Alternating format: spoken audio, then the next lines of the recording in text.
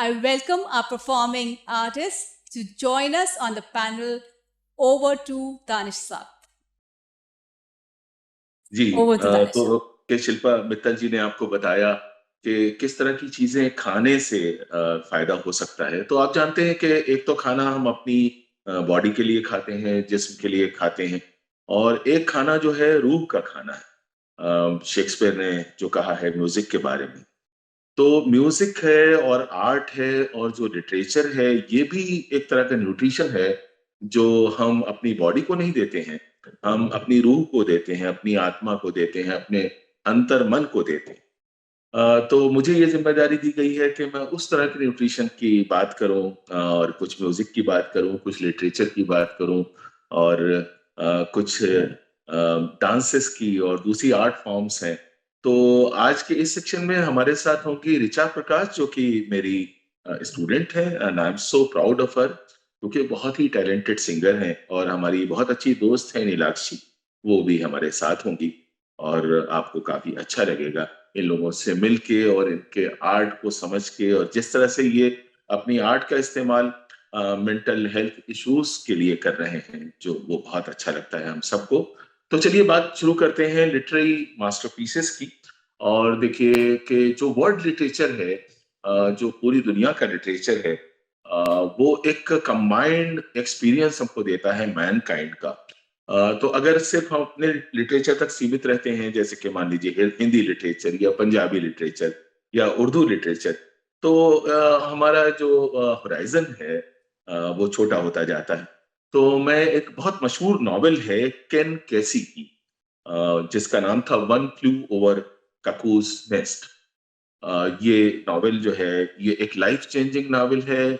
और जब आप उसे पढ़ते हैं इस नॉवेल को, तो ऐसा लगता है कि आपकी दुनिया बदल गई, क्योंकि आप एक ऐसी दुनिया से परिचित होते हैं जो मेंटल हेल्थ की दुनिया है, जो हमारी बेचैनियों की, उलझनों की दुनिया है, जो ऐसे इश्यूज की दुनिया है जिससे हम रोजाना एक्सपीरियंस करते हैं लेकिन किसी से कह नहीं पाते।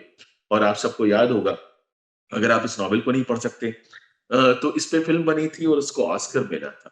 तो वन फ्लू ओवर ककूस नेस्ट, ये जरूर एक्सपीरियंस कीजिए। सिल्विया प्लाथ हमारी बहुत मशहूर कवित्री हैं। तो उनकी एक ऑटोबायोग्राफिकल नॉवेल है, उसका नाम है Bell Jar, the Bell Jar. आपको जब भी मौका मिले आप उसे पढ़ें और दूसरों को पढ़वाएं। मैं समझता हूँ ये भी कई खिड़कियां हमारे जहन के अंदर की, अंतर्मन की खोलता है ये नॉवेल। और ये सचमुच किसी की लाइफ है। और सिल्विया प्लाथ जो है जीनियस थी, और बहुत ही खूबसूरत राइटर थी, बहुत ही खूबसूरत शायर थी। इसी तरह से the yellow wallpaper, Charlotte Perkins Gillman की एक छोटी सी सुंदर सी शॉर्ट स्टोरी है। और ये शॉर्ट स्टोरी भी ऑलमोस्ट लाइफ चेंजिंग है। इसको भी अगर आप एक्सपीरियंस करें, अपनी बकेट लिस्ट में डाल दें कि कभी भी जब भी आपको मौका मिलेगा आप इसे पढ़ेंगे। अभी हाल के दिनों में एक नॉवेल बहुत मशहूर हुई, बहुत पॉपुलर हुई, और अच्छी बात है कि पॉपुलर हुई, क्योंकि उसने ये जो हमारी उलझनों की दुनिया है, बेचैनियों की, बेकरारियों की अंदरूनी दुनिया है, और खासतौर से जो औरतों और लड़कियों के इश्यूज हैं, बिकॉज उनको बहुत ज्यादा बाहर जाने का मौका नहीं मिलता, उनकी सेफ्टी, सिक्योरिटी, फिजिकल सिक्योरिटी। तो गर्ल इंटरप्टेड, सुसाना केसर की नावल है, जो कि बेस्ट सेलर है। और मैं चाहूंगा कि आप इसे पढ़ें। काफका का मेटामॉर्फोसिस एक बहुत ही रेवोल्यूशनरी मास्टरपीस है, और मुझे इस बात का गर्व प्राप्त है कि मैंने उसे ड्रामे की फॉर्म में किया।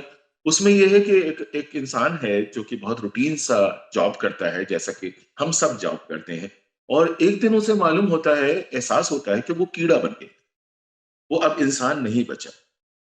और इसको हम फिजिकली दिखाते हैं स्टेज पे कि वो एक वॉर्म बन गया है। तो इंसान जो है, जब उसको वैल्यू नहीं मिलती है, उसकी जिंदगी में कोई मीनिंग नहीं होती है, तो वो कुछ भी बन सकता है। तो वो अंदर से भी बन सकता है कीड़ा, और बाहर की दुनिया भी उसे कीड़े की तरह ट्रीट करती। तो ये एक मास्टरपीस है, और काफका जीनियस थे। काफका का जो बात कहने का अंदाज था, वो बहुत मेटाफोरिकल था। तो मैं समझता हूँ मेटामॉर्फोसिस एक एक मास्टरपीस है। And the perks of being a Excellent. wallflower। ये स्टीफन चबॉस्की का मास्टरपीस है। It is a coming of age novel about mental health issues. इसी तरह से जूडिथ गेस्ट का ऑर्डिनरी पीपल, ये भी इसी सब्जेक्ट पे है। और Mrs Dalloway by Virginia Woolf, तो ये तो जीनियस थी। और इन्हीं ने जितनी खूबसूरती के साथ इन इश्यूज को अपने इस नॉवेल में पेश किया है। अच्छा, हाल के दिनों में आपने सुना होगा कि लोग कहते हैं दवाओं से बहुत कुछ हो जाता है, तो प्रोजैक एक दवा थी जो यूरोप में बहुत पॉपुलर हुई। तो एलिजाबेथ वुडजेल ने एक नॉवेल लिख डाला पूरा, एक तरह का मेमोयर है वो। उसका नाम है प्रोजैक नेशन। यानी एक पूरा नेशन, एक पूरी कौम, एक पूरी जनरेशन, एक जनरेशन क्यों कह रहा हूं, कई जनरेशंस ये समझ रही थी कि प्रोजैक खाने से कुछ हो जाएगा, लेकिन असली इशू कहीं और था।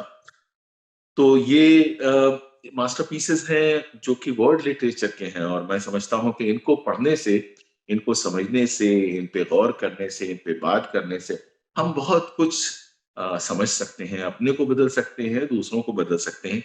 अब आइए अपनी बात करते हैं। हमारे एक जीनियस थे स्वदेश दीपक, जो कि मेंटल हेल्थ इश्यूज को ही फेस कर रहे थे। और हमारे दोस्त अरविंद गौड़, उनका एक नाटक करते रहते हैं कोर्ट मार्शल। बहुत ही खूबसूरत नाटक है उनके। वो बस एक दिन वो गायब हो गए, किसी को नहीं मालूम कि वो कहाँ चले गए, क्योंकि वो इन्हीं सारे इश्यूज से मतलब स्ट्रगल कर रहे थे। इसी तरह से हिंदी के बहुत बड़े राइटर थे भुवनेश्वर। भुवनेश्वर को आखिरी बार किसी पुल पे किसी इंसान ने बैठे हुए देखा, आज तक उनके बारे में पता नहीं चलता। वो भी एक जीनियस थे और प्ले राइट थे। सागर सिद्दीकी बहुत ही अच्छे शायर हैं, कभी आप उनकी कविताएं रेख्ता पे देखें। मीरा जी, मीरा जी उर्दू के एक जीनियस शायर थे। और वो भी इन्हीं तरह के इश्यूज को देख रहे थे। अब मैं सबूत के तौर पे मीरा जी की एक कविता आपके साथ शेयर करना चाहूंगा, जिसमें वो समंदर की बात करते हैं। और ये जो समंदर है, ये हमारी उलझनों, हमारी फिक्रों, हमारी वहशतों और हमारी अंदरूनी इंटरनल बेचैनियों का समंदर है। ये समंदर इंसान को बुलाता रहता है। तो आप ये भी कह सकते हैं कि ये कविता जो है हेलुसिनेशंस की कविता है। ये कविता जो है मन के अंदर की दुनिया की उथल पुथल की कविता है। हमारे अंदर से आने वाली आवाजों की ये बात करती है, और ऐसी आवाजों की बात करती है जो लगता है कि कभी आसमान से आ रही है।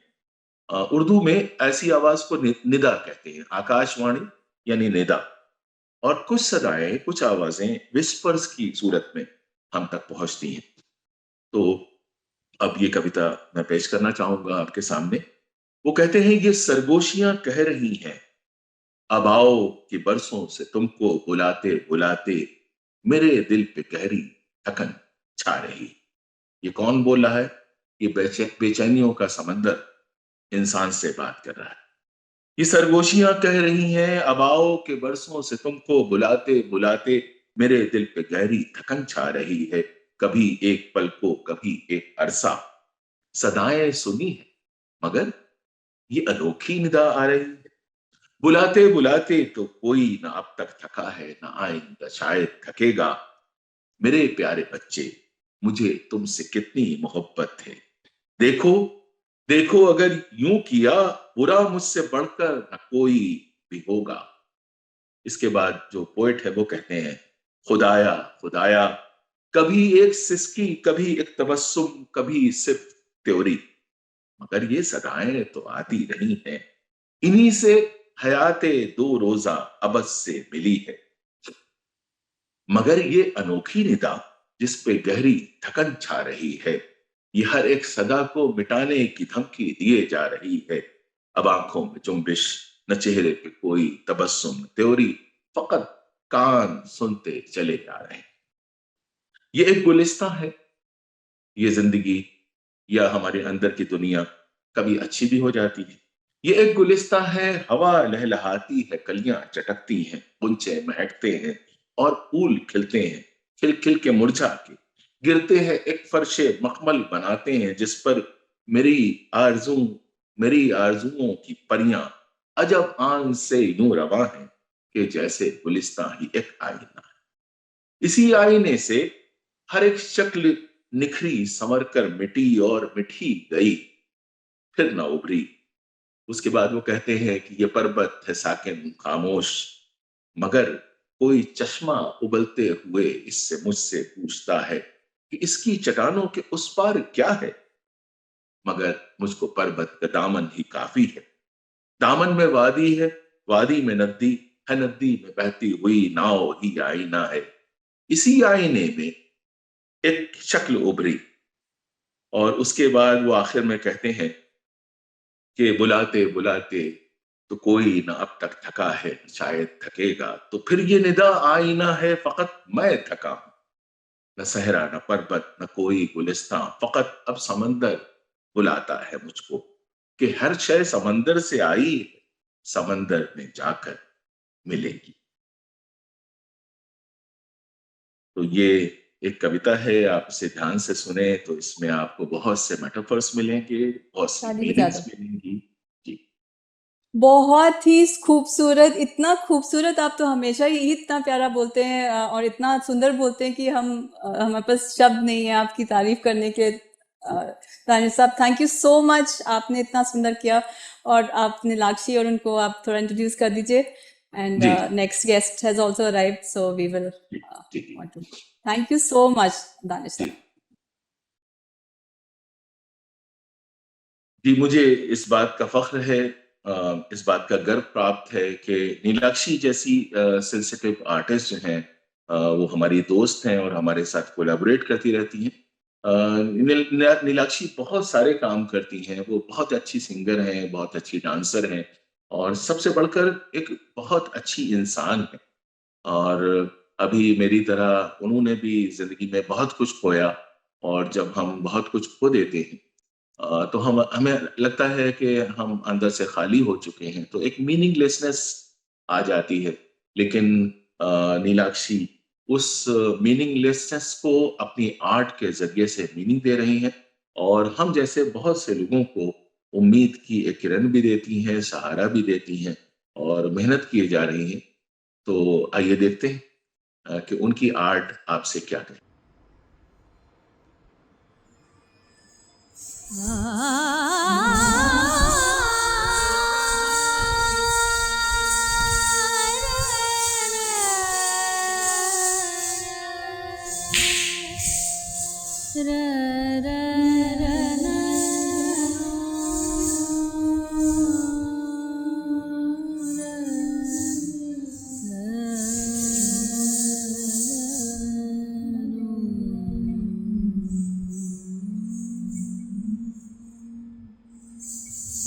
There is an indefinable, mysterious power that pervades everything. I feel it, though I do not see it. For I can see that in the midst of death, life exists. In the midst of untruth, truth. Hence I gather that God is life, He is love, He is being good.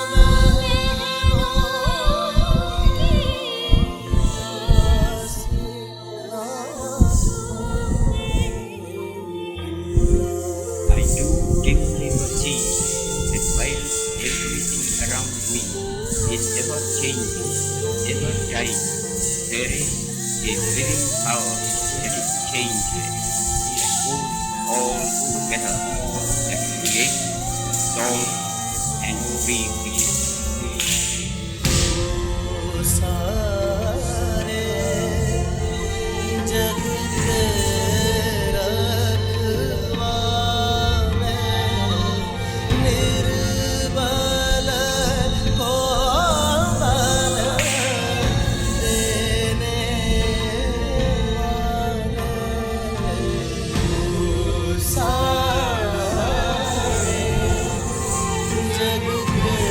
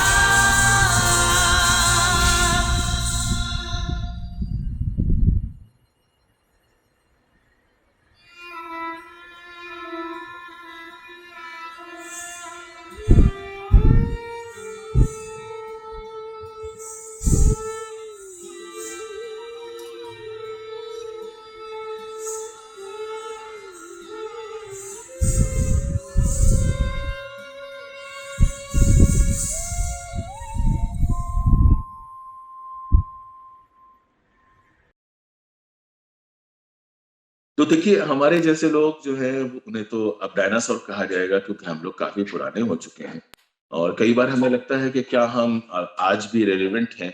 और नीलाक्षी जो है, वो हमारे बाद की generation से ताल्लुक़ रखती हैं। लेकिन हम वो भी देखा जाए तो अब सीनियर हैं। नई जनरेशन वो किस तरह से इन इश्यूज़ को देखती है, तो ऋचा जो है उसका प्रतिनिधित्व करती हैं यहाँ पे, क्योंकि वो बहुत यंग हैं और हमारी बहुत ही अच्छी टैलेंटेड स्टूडेंट हैं। और खुशी की बात ये है कि वो बहुत सेंसिटिव हैं और एक बडिंग फ़िल्म मेकर हैं। और इस तरह के जो मेंटल हेल्थ के इश्यूज़ हैं, जो हमारी अंदरूनी दुनिया की बातें करते हैं, मुझे बहुत अच्छा लगता है कि अगर नई जनरेशन को इन इश्यूज़ की अवेयरनेस हो और वो अपनी आर्ट के ज़रिए, अपनी क्राफ्ट के ज़रिए इसको हाइलाइट करें, तो हम सोसाइटी की, समाज की बहुत अच्छी मदद कर सकते हैं, उनका साथ दे सकते हैं। तो ओवर टू ऋचा।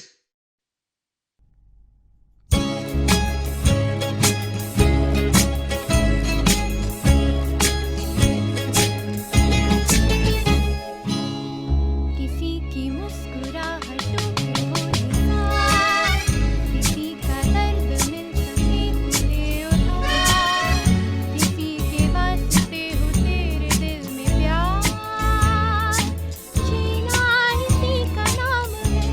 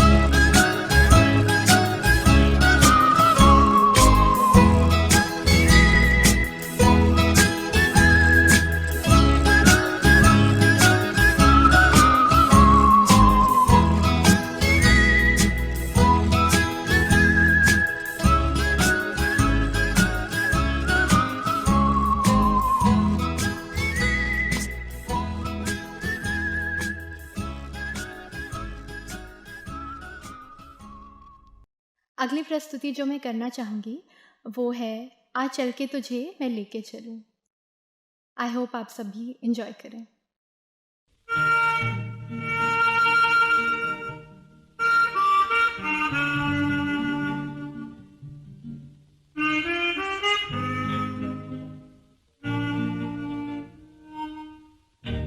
आ चल के तुझे मैं लेके चलूं एक ऐसी गगन के तले जहाँ गम भी ना हो आंसू भी ना हो बस प्यार ही प्यार पले।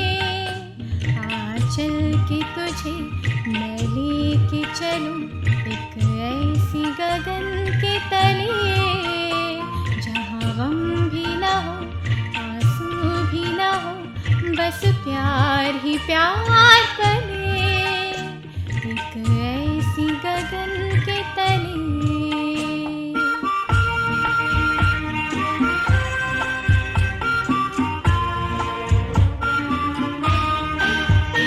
सूरज की पहली किरण से आशा का सवेरा जागे। सूरज की पहली किरण से आशा का सवेरा जागे। चंदा की किरण से धुलकर घनघोर अंधेरा भागे। चंदा की किरण से धुलकर घनघोर अंधेरा भागे। कभी धूप खिले कभी छाँव मिले लंबी सी डगर न खले जहाँ गम भी ना हो आंसू भी ना हो बस प्यार ही प्यार पले एक ऐसी गगन के तले।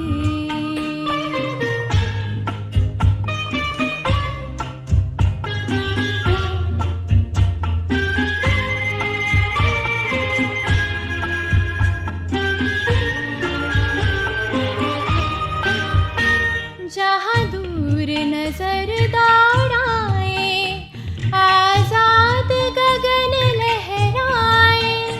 जहाँ दूर नजर दौड़ाए आजाद गगन लहराए। जहाँ रंग बिरंगे पंछी आशा का संदेशा लाए। जहाँ रंग बिरंगे आशा का संदेशा लाए। सपनों में पली हंसती वो कली जहाँ शाम सुहानी ढले। जहाँ गम भी ना हो आंसू भी ना हो बस प्यार ही प्यार पले एक ऐसी गगन के तले।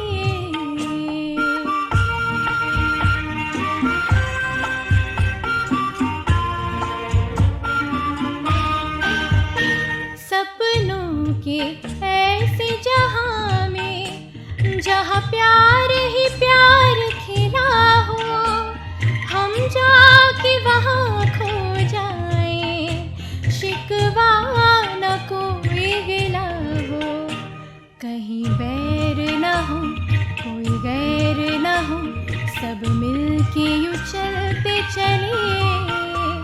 जहाँ गम भी ना हो भी ना हो बस प्यार ही प्यार पले। आ चल के तुझे मैं लेके चलूं एक ऐसी गगन के तले जहाँ गम भी ना हो आंसू भी ना हो बस प्यार ही प्यार पले एक ऐसी गगन के तले एक ऐसी गगन के तले एक ऐसी गगन के तले। तो देखिए, हमको एक छोटी सी जिम्मेदारी दी गई थी कि हम आपसे ये बात कहने की कोशिश करें, समझाने की कोशिश करें, बताने की कोशिश करें कि आर्ट के जरिए, म्यूजिक के जरिए, लिटरेचर के जरिए हम इन तरह के इश्यूज की समझ खुद में कैसे पैदा कर सकते हैं और दूसरों को कैसे दे सकते हैं। तो हमारी ये एक छोटी सी कोशिश थी।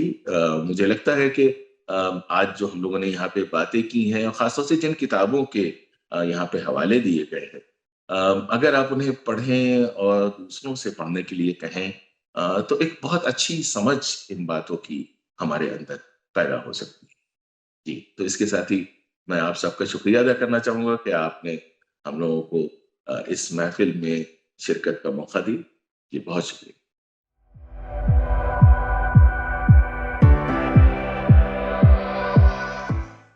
Today is the first time that I've got to know about the initiative, exactly what it is after seeing the website, and I think it's wonderful. It's one of a kind initiative which I haven't seen earlier, that you have a common platform where so many people and products which can help us to healthify ourselves internally and physically are available in terms of advice, in terms of medicines, in terms of Ayurveda, in terms of yoga, in terms of counseling.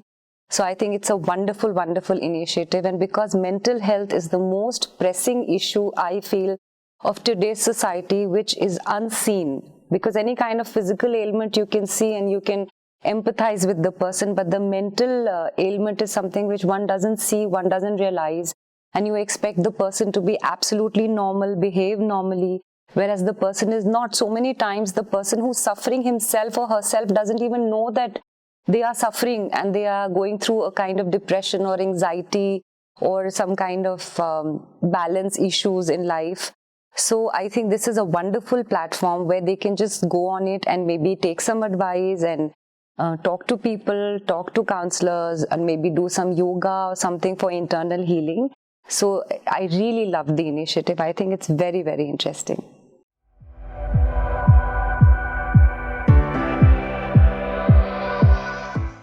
I am a Kathak artist, and I feel that dance and music, because when we started as early humans, what came to us first was dance, even without music, and then the drums and everything came. So when we would make our first kill and maybe probably have a community to eat that kill, so there was always a dance performed around it. So if you see the early cave temples, the early cave paintings, you will see the figures are always dancing, they are in action.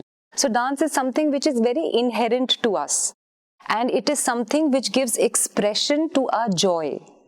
So if we are connected with something like dance, music, or any form of art which gives expression to our creativity, our internal feelings, which we may not be able to express otherwise, so dance, music, and art of any form really helps us move forward in difficult times. So if you see a lot of students from college, they get into drugs, they do this, and there are a lot of students who are so into music and art and dancing and creating and dramatics, so they don't go get into that substance abuse. Why? Because their creativity has an outlet, whereas the people who are doing the substance abuse, their creativity does not have an outlet.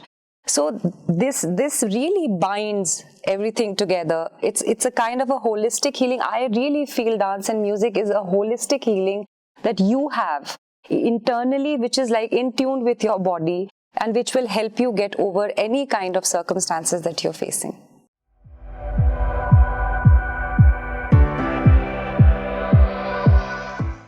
I just feel that today's society needs to be more aware and more empathetic towards mental illness.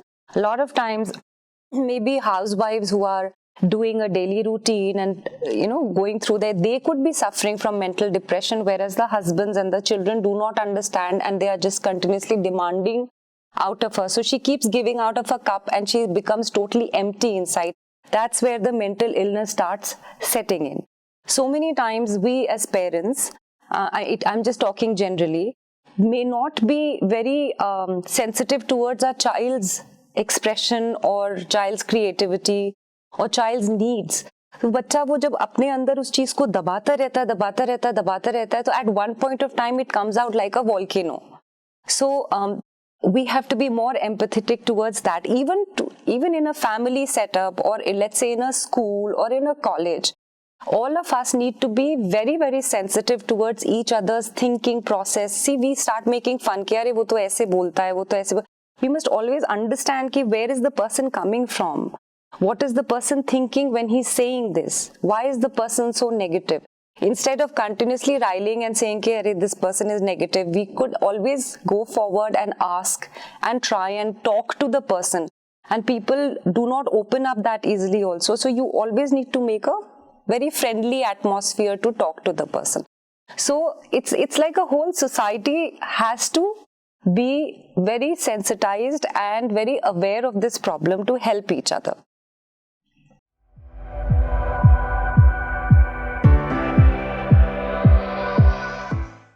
I believe post Covid हम लोगों ने mental health को लेकर काफ़ी बात की है, and I think it is mental health उतना ही इम्पॉर्टेंट है जितना हमारी फ़िज़िकल हेल्थ या हमारी फ़िज़िकल बॉडी जितनी इम्पॉर्टेंट होती है. हमारी बॉडी माइंड का कोऑर्डिनेशन इज़ वेरी इम्पॉर्टेंट, और उसके लिए हमारा मेंटल हेल्थ का सही होना is of utmost priority. And I believe आजकल जितनी भाग दौड़ और जितनी स्ट्रेस भरी ज़िंदगी है लोगों की, उसमें हम कई बार जिम करते हैं और एक्सरसाइज करते हैं, हम ये सब तो ज़रूर करते हैं, लेकिन अपने दिमाग को शांत करना, अपनी मेंटल हेल्थ के लिए सोचना बहुत लोग भूल जाते हैं, और फिर उसी में आपका स्ट्रेस, तनाव, और उस चक्कर में और कई बीमारियां आ जाती हैं. तो I really believe that specially for the youth these days, mental health is of utmost importance, and it's a great step to celebrate such a day. और अगर इस लेवल पे हम लोगों को अवेयर करेंगे, सेंसिटाइज करेंगे, तो आई थिंक ये जितनी भी आजकल डिप्रेशन और मेंटल हेल्थ को लेकर जितनी भी इश्यूज़ हो रही हैं, आई थिंक सेंसिटाइज करने से लोग एटलीस्ट थेरेपिस्ट और साइकेट्रिस्ट को सीक आउट करेंगे और अपने मेंटल हेल्थ के लिए एटलीस्ट थोड़ा सा बेटर अप्रोच रखेंगे. तो I really hope that this event actually sensitizes and reaches a lot of people.